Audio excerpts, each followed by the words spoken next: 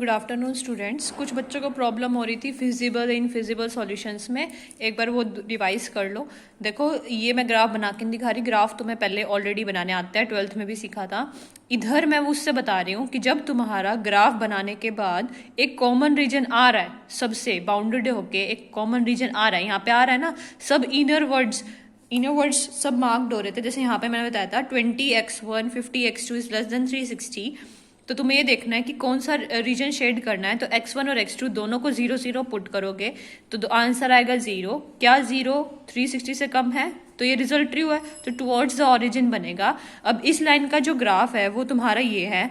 तो अब तुमने जब इसे बनाया तो ये इनर वर्ड्स आ गया। ऐसे ही पूरा का पूरा कॉमन रीजन अगर किसी से आ जाए तो उसको बोलते हैं हम फिजिबल रीजन। फिर जब तुम यहाँ से पॉइंट्स निकालते हो, अब क्वेश्चन में क्या पूछा है, मैक्सिमम निकालना है। अगर मैक्सिमम निकालना है और तीनों पॉइंट से अलग अलग आंसर आ रहा है और जिसमें सबसे मैक्सिमम वैल्यू है, जैसे यहाँ पे ये 3-4 पॉइंट्स आ रहे थे, चारों पॉइंट्स में सबसे मैक्सिमम वैल्यू किसकी है, 960 की, तो हमारा आंसर हो गया 3,6। तो ये हमारा सॉल्यूशन कहलाएगा फिजिबल सॉल्यूशन। x1 की वैल्यू 3 और x2 की वैल्यू 6, तो ये हमारा सॉल्यूशन कहलाएगा फिजिबल सॉल्यूशन। सिमिलरली जैसे एक ये क्वेश्चन है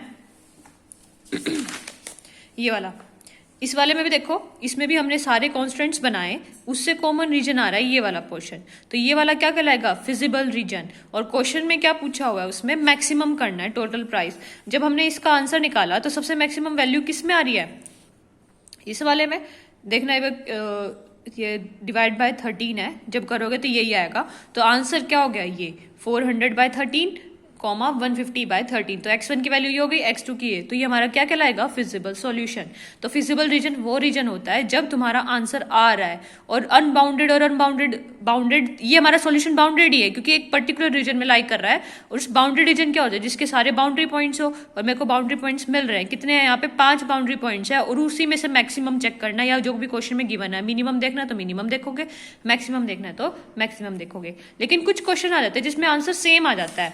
जैसे कोई क्वेश्चन बता दे तुम्हें, जैसे ये वाला है, इस वाले में इधर भी 60 आ रहा है, इधर भी 60, और क्वेश्चन में भी क्या पूछा हुआ है, मैक्सिमम पूछा हुआ है, और आंसर आ रहे हैं दोनों के सेम, कि दो पॉइंट्स ऐसे मिल गए, दो सॉल्यूशन ऐसे मिल गए कि दोनों पे z की जो वैल्यू है वो मैक्सिमम है। वो दो पॉइंट्स यहाँ पे कौन कौन से हैं, 6/7 60/7 6,0। तो दोनों पॉइंट्स ही हमारे क्या कहलाएंगे, फिजिबल सॉल्यूशन। फिजिबल सॉल्यूशन भी बोल सकते हो, ऑल्टरनेट सॉल्यूशन भी बोल सकते हो, ऑप्टिमम भी सॉल्यूशन भी बोल सकते हो। ऑप्टिमम सॉल्यूशन क्या होता है, बेस्ट सॉल्यूशन। ऑल्टरनेटिव सॉल्यूशन क्या होता है कि दो सॉल्यूशंस एग्जिस्ट कर रहे हैं, ऑल्टरनेटिव और मल्टीपल सॉल्यूशन। ये दोनों वर्ड्स का मतलब क्या है, ऑल्टरनेटिव और मल्टीपल का मतलब क्या है, दोनों आंसर है हमारे, तो दोनों ही फिजिबल सॉल्यूशन में आएंगे। ये समझ आया।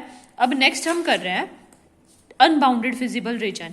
अनबाउंडेड फिजिबल रीजन में देखो, जब हमारे कॉन्स्टेंट्स यूज करने के बाद कॉमन रीजन जो आ रहा है वो क्या आ रहा है, पहाड़।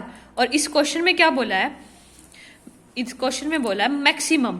अब मैक्सिमम वैल्यू ये बताओ कि ये इस रीजन को अगर मैं इस लाइन को एक्सटेंड करती रहूंगी तो ये रीजन हमेशा रहेगा, क्या इसमें मुझे कभी मैक्सिमम वैल्यू मिलेगी। मिनिमम के लिए मैं 0,0 ले सकती थी, क्योंकि इस वाली लाइन, ये भी लाइन इंक्रीज होती जा रही है, ये भी, तो एक पॉइंट मिल जाता 0,0, उस पर मिनिमम वैल्यू होती। लेकिन मैक्सिमम के लिए मुझे आंसर नहीं मिल रहा, लेकिन मुझे ये पता है कि ये जो रीजन है, कॉमन रीजन आ रहा है, तो इसका मतलब फिजिबल रीजन आ रहा है। लेकिन सॉल्यूशन नहीं मिल रहा क्योंकि वो एक्सटेंड होते जा रहा है, मैक्सिमम बोला, तो वो अनबाउंडेड फिजिबल रीजन कहलाएगा। दोबारा सुनो, फिजिबल रीजन वो होता है जब कॉन्स्टेंट से सेम कॉमन रीजन आ रहा है। दो कॉन्स्टेंट्स हैं यहाँ पे, ये वाला और ये वाला, दोनों से ही रीजन मार्क हो रहा है ये वाला। अगर ये होता फर्स्ट वाले से ऊपर वाला रीजन मार्क हो जाता, सेकंड वाले से नीचे वाला, तो नो सॉल्यूशन आता। No feasible region and no feasible region है तो नो फिजिबल सॉल्यूशन, ऐसे ही। लेकिन यहाँ पे दोनों से कॉमन रीजन आ रहा है ये, लेकिन ये नहीं पता कि ये कहाँ रुकेगा, क्योंकि क्वेश्चन में भी बोला है मैक्सिमम निकालना है, तो इसकी मैक्सिमम वैल्यू मुझे नहीं मिल रही, तो उसको बोलेंगे अनबाउंडेड फिजिबल रीजन। कि अनबाउंडेड है कि ये कभी भी एंड होगा नहीं और मुझे इसकी मैक्सिमम वैल्यू मिलेगी नहीं, तो इसको कहलाएंगे अनबाउंडेड फिजिबल रीजन। सिमिलरली ये वाला आ गया, इसमें भी हमारा जो कॉमन रीजन आ रहा है इन दोनों कॉन्स्टेंट से, ये वाला रीजन आ रहा है। और क्वेश्चन में क्या पूछा है, मैक्सिमम वैल्यू कोई बोलेगा मैं यहाँ ले लेता हूँ पॉइंट, कोई बोलेगा उससे ऊपर ले लेता हूँ, तो उसका आंसर कभी एग्जिस्ट करेगा नहीं। लेकिन कॉमन रीजन आ रहा है, कॉमन है तो मतलब फिजिबल रीजन है, लेकिन आंसर नहीं मिल रहा तो वो अनबाउंडेड सॉल्यूशन हो गया। ठीक है। लेकिन अब आता है इनफिजिबल रीजन। इनफिजिबल बोल लो या नो फिजिबल, इसको भी बोल सकते हैं नो फिजिबल सॉल्यूशन। दोनों चीज सेम है, no feasible solution, infeasible solution. मतलब जो भी तुम्हें कॉन्स्टेंट्स गिवन है उनसे कोई कॉमन रीजन नहीं मिल रहा। जैसे अभी यहाँ पे पुट किया 0 0 पुट करोगे तो 0 इज लेस देन 4, तो इस लाइन का जो रीजन होगा ये वही होगा। और जब ये वाली लाइन बनाई तो 0 इज 0,0, सॉरी हाँ 0,0 is not less than, greater than तो कभी होती नहीं, फॉल्स हुआ तो अवे फ्रॉम द रीजन। तो इससे तो ये वाला रीजन मार्क हो गया, इससे ये तो नो फिजिबल सॉल्यूशन आया, क्योंकि कॉमन रीजन नहीं है तो नो फिजिबल रीजन है। नो फिजिबल रीजन लिख दिया ना, no unique feasible solution space to get unique set of value. मुझे कोई ऐसा कॉमन रीजन नहीं मिल रहा कि मुझे सेम वैल्यू मिल जाए जिसपे z क्या हो, मैक्सिमम हो। तो ये आंसर क्या कहलाएगा, इनफिजिबल सॉल्यूशन या नो फिजिबल सॉल्यूशन। बस इतना ही था, तुम्हें यही पॉइंट समझने हैं। क्वेश्चंस ट्राई करो, कोई क्वेश्चन में प्रॉब्लम हो तो पूछो, वैसे क्वेश्चन में दिक्कत आनी नहीं चाहिए।